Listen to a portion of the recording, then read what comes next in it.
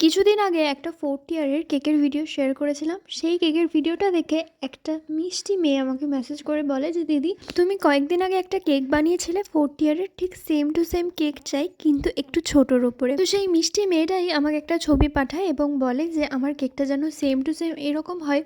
আমি চেষ্টা করেছি, কিন্তু কারোর কাজ একেবারে কপি করাটা মনে হয় না আমার দ্বারা সম্ভব। শুধু আমি কেন, কোনো বেকারসই পারে না অন্যের কাজ সম্পূর্ণ কপি করতে। বেকিং লাইফে হয় নয় করে আমার প্রায় 4 বছর হয়ে গেছে, এখনো অনেক কিছু শেখাটা বাকি বলে আমার মনে হয়। তবে ভীষণ আশ্চর্য লাগে এটা ভাবলে, যারা যারা বিগিনার্স, সবে সবে ক্লাস করে এরকম প্রফেশনে যারা এসেছে, মাত্র 350 টাকায় আমি 1.5 পাউন্ড কেক দিতে দেখেছি একজনকে। তো তোমরা যারা এই প্রফেশনটাকে নষ্ট করছো, কেন করছো এরকম বলতে পারো? তোমরা হয়তো শখের বশে এই প্রফেশনে এসেছো, বা হয়তো দুদিন পরে কাজটাকে ছেড়েও দেবে, কিন্তু একবার ভাবো তো, যারা এই প্রফেশনটাকে নিজের করে নিয়ে অল্প অল্প করে টাকা জমিয়ে নিজের শখগুলোকে পূরণ করছে, তারা কোথায় যাবে? একবার তো ভেবে দেখা যেতেই পারে।